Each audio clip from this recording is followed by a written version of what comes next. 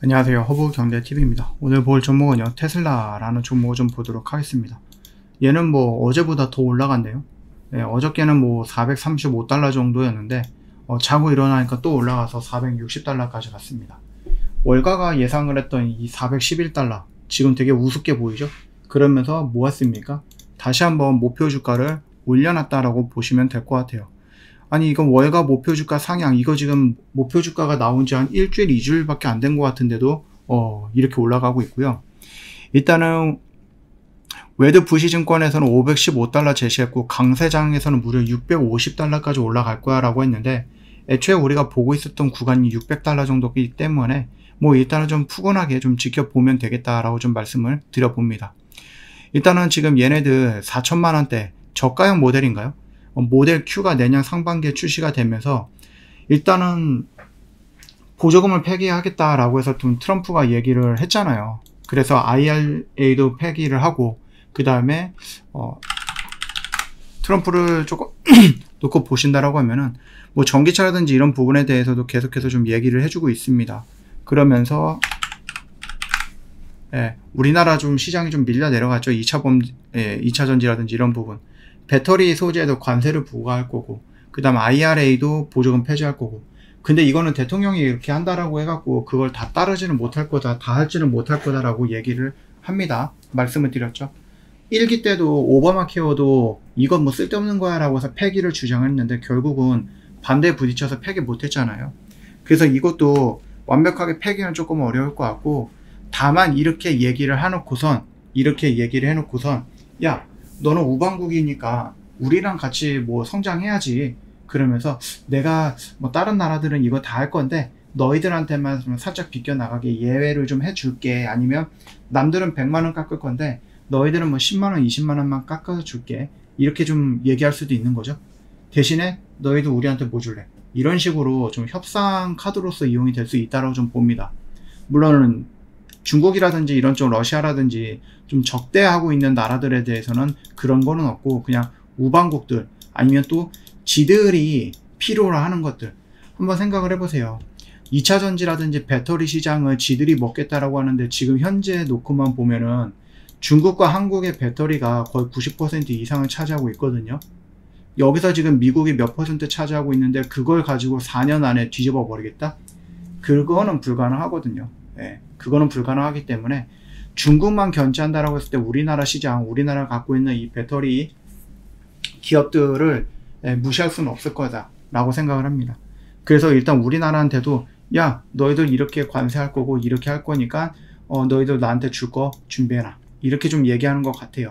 일단은 조금 더 확실한 부분을 좀 기다려 봐야 될 것 같습니다. 일단 사이버트럭 일부 V4라고 해서 슈퍼차저가 좀 진행이 되는 이런 모습들이 있다라고 얘기가 나오는데요. V4 캐비닛과 함께 사용할 경우에 최대 500kW 충전 속도가 가능하다라고 합니다. 굉장히 빠르게 나오는 거겠죠. 물론 이게 모든 차량에는 적용이 안 될 것 같기는 합니다. 일단은 그 자기들이 좀 사용하기 위해서 좀 진행을 한 게 아닌가라고 생각을 하는데, 일단은 계속해서 나올 거예요. 뭐 사이버 트럭도 나올 거고 세미 트럭도 나올 거고 뭐 자동차들도 계속해서 나올 것 같은데, 이 캐비닛을 통해서 충전을 하면은 화물차 같은 경우는 전기차 같은 경우 뭐 휴게소, 우리나라 뭐 휴게소 들려가지고 막 30분, 1시간 동안 그냥 가만히 있어야 되잖아요. 화물을 운송하는 차들은 좀 빠르게 진행이 돼야 되는데 전기차 충전은 그게 조금 약한 거죠. 뭐 기름이야 5분 안에 다 넣겠지만은 5분도 안 걸릴 것 같은데, 뭐 충전을 할 때에는 시간이 오래 걸리는데 이 슈퍼차저가 있다라고 하면은 굉장히 시간을 단축시킬 수 있다라는 겁니다. 그 말뜻은 뭐예요? 노동력이 감소가 되니까 인건비가 감소가 될 수 있는 거고 배송비가 감소가 될 수 있는 거죠. 결국은 다 뭐예요? 원가가 절감이 될 수도 있다라는 부분입니다. 예전에 어저께였죠. 리튬 정제소를 테슬라가 직접 운영한다라는 것은 거기서 수직 계열화, 그러니까 수직 구조로서 내가 만들어서 꼭대기까지 완성까지 가겠다라는 거죠. 예를 들어서 내가 이게를 아니고 내가 이 자동차 하나를 만드는데, 여러분 생각해 보세요. 바퀴는 어디서 사오고 이 램프는 어디서 사오고 의자는 또 어디서 나오고 이 유리는 또 어디서 갖고 오는 건데, 이거를 배송하고 사오고 하면은 손을 타고 있는 거기 때문에 이게 막 100원이나 걸리는 거죠. 100원에 사올 수 있는 건데, 이걸 직접적으로 테슬라가 만든다 손 치면은 배송비, 운송비, 뭐 원가 이런 부분 다 절약해서 100원이 아니라 50원에 내가 만들 수 있어. 그러면 내가 150원을 아낀 거잖아요. 그럼 50원만큼 자동차 값에서 조금 더 할인을 해볼 수 있는 거죠. 더군다나 보조금 없앤다, 뭐 없앤다, 뭐 없앤다라고 해서 전기차 시장이라든지 전기차를 만드는 그 회사들이 야, 이거를 계속해서 이어가야 되는 거야, 말아야 되는 거야 고민을 하고 있을 때, 내가 10대 만들 거 8대 만들고 2대를 감축하고 있을 때 오히려 얘네들은 원가 절감하면서 가격을 더 싸게 내놓으면은 어떻게 되겠습니까? 그 격차는 어떻게 됩니까? 계속해서 벌어지는 거예요. 머스크가 원하는 게 바로 이런 거죠. 자기들이 사용하기 위해서 만들어 놓은 요 뭐라 그럴까요? 플랫폼이라고 해야 할까요? 요런 거 안에서 이제 하나하나씩 좀 다른 데로 이제 삐집고 나가는 거예요. 그러면 이거를 또 사용했던 사람들은 나는 이거는 더 비싸게 샀는데 얘네들은 더 싸네? 그래서 이쪽으로 이동을 하면서 결국은 뭐가 되는 거죠? 그들의 생태계 안으로 다 끌어들이면서 그들이 독점적으로 운영을 한다 라는 개념으로 놓고 보시면 될 것 같습니다. 그렇기 때문에 테슬라가 지금 물론 지금도 어마어마하긴 하죠. 근데 앞으로 더 크게 성장할 것 같고, 중국도 이제 프로모션을 하잖아요. 그러다 보니까 중국에서 테슬라 판매량이 계속해서 늘어나고 있다. 오늘 중국 전기차에 대해서 조금 안 좋은 얘기가 나오던데 비아드 정도만 막 성장을 하는 것 같고 나머지 중국의 전기차들은 1년에 몇 대 못 판대요. 예, 한 2만 대도 못 파는 것 같던데 2,000대인가 2만 대인가 막 그렇거든요. 그렇기 때문에 중국 내에서도 뭔가 격차가 굉장히 크다라고 합니다. 그래서 테슬라랑 비아드랑 싸운다라고 하면 테슬라가 당연히 이길 거고, 테슬라도 역시 저가로 지금 할인도 많이 해주고 있고, 더군다나 저가 자동차도 나온다라고 하니까 중국 시장도 어떻게 보면 테슬라가 다 먹고 갈 수 있지 않을까라고 생각을 하는데, 일단 뭐 중국이란 나라는 좀 특이한 나라잖아요. 국가가 나서가지고 다 컨트롤하는 나라다 보니까 그렇게까지는 못할 수도 있지는 않을까 생각을 합니다. 그래서 요 저가형 그 전기차 첫 출시를 한다라고 하는데 4천만원 정도예요. 4천만원 정도 실구매가가. 이거 뭐야. 이렇게 좀 본다라고 했을 때 우리나라 들어온다라고 해도 좀 난리 나겠죠? 우리나라 지금 내연기관차도 조금씩 비싸지고 있고, 전기차는 더 비싸지고 있고, 보조금은 줄어들고 있고. 근데 테슬라가 온다? 이름값만 하더라도 테슬라 당연히 보지 않겠습니까? 예. 그렇게 된다라고 하면은, 그리고 리튬 정제소가 꾸준하게 운영이 되고 뭔가 활성화가 되고 자리에 잡힌다라고 하면은 저는 아마 이 테슬라 자동차 가격이 더 떨어지지 않을까 라고 생각을 하고요. 전기차의 대부분이 테슬라로 대체가 되지 않을까 라고 생각도 합니다. 물론 이제 차이는 있을 수 있겠죠. 예, 차이는 있을 수 있겠지만 아무튼 테슬라가 원하는 지구정복, 예, 그것도 우리가 가능하지 않을까라고 생각을 해요. 뭐 아까 전에 우리가 다시 그 목표 주가, 월가가 목표 주가를 상향을 했다라고 좀 말씀을 좀 드렸었는데, 지금 보시면은 400달러에서 515달러로 상향을 했고요. 만약에 시장이 조금 더 강세를 유지한다 라고 하면 650달러까지 오를 것으로 좀 전망이 되고 있다라고 얘기를 해주고 있네요. 일단 우리도 어디까지 끌고 갈까? 600달러까지는 끌고 가보자 라고 말씀을 드리는 거니까 좀 천천히 보시면 될 것 같아요. 물론 얘가 올라가는 속도가 굉장히 좀 가파르긴 합니다. 굉장히 가파르고, 다만 이게 올라가고 나서 눌리는 구간이 온다라고 하면 여러분 이제 추세가 끝났다 라고 생각하시는 것보다 내가 조금 더 접근할 수 있겠구나 라고 생각하시는 게 맞겠죠. 이거 언제입니까?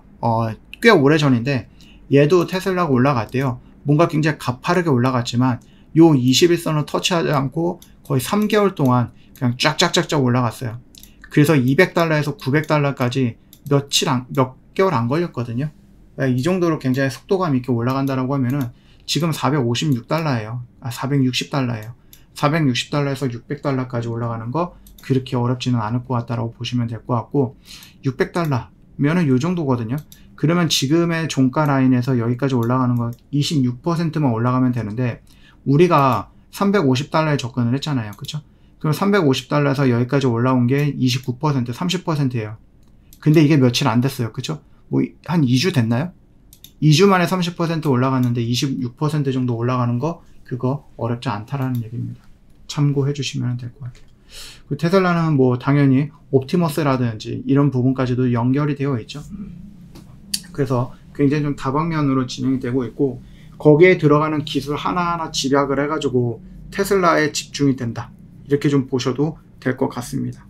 얘네들이 인공위성을 쏘아 올리는 거, 로봇을 만드는 거, 왜 게임으로 진출하고 엔터에 영어에 집중을 하는가? 거기다 뭐 AI라든지 이런 쪽에 왜 집중을 하는가? 다 테슬라 안에서 놀고 먹기 위해서다. 이렇게 생각을 하셔도 뭐 되지 않을까? 라고 보시면 됩니다. 그래서 그들의 생태계 안에서 일단은 뭐 상장되어 있는 게 테슬라니까 이 부분에 대해서 조금 더 긍정적으로 생각을 해보셔도 되겠거니라고 보시면 됩니다. 저 허브경제TV 공식 채널 보시면은요, 어떤 뉴스 나오고 그 뉴스 깔끔하게 정리해서 여러분 보기 편하게 올려놓고 있으니까 많이 활용을 해주시고요. 미국 시장 당연히 저희도 운영을 하고 있고요. 여기서도 보시면 아시겠지만 테슬라 관련해서도 이슈 끊임없이 올려놓고 있습니다. 아마존에서도 올려놓고 있고요. 그죠?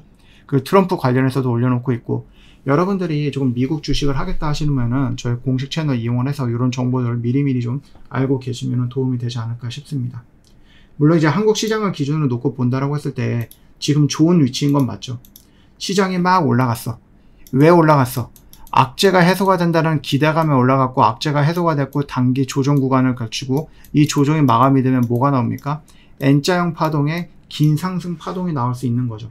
지금 굉장히 중요한 국장이에요. 뭐 미국 시장도 중요하긴 하겠지만 한국 시장도 더 중요하고 국장도 굉장히 중요한 위치에 있는데, 여러분들이 이게 또 이렇게 막 떨어지는 게 걱정이 돼서 접근을 못 하시는 분들도 있는 것 같더라고요. 그래서 아직도 준비가 안 된 분들이라든지 아니면 여전히 좀 망설이고 있는 분들은 차라리 저희 허브경제TV를 찾아와가지고 같이 한번 해보자라고 좀 말씀을 드려봅니다. 뭐 크리스마스도 이제 다음 주가 크리스마스라서 그걸 핑계로 해갖고 저희가 한 7일 정도 이벤트 준비를 했으니까 놓치지 마시고, 여러분들을 위해서 준비한 이벤트인데 엉뚱한 사람들이 이거 다 채가면 어떡합니까? 그쵸? 빨리빨리 문의를 남겨놓으시거나 들어오시면 됩니다. 영상 댓글에 링크 있으니까 클릭하고 공식 채널 들어오시고, 영상 댓글에 링크 있으니까 클릭하고 이벤트 문의 남겨놓으시면 될 것 같아요. 오늘도 수고 많으셨습니다.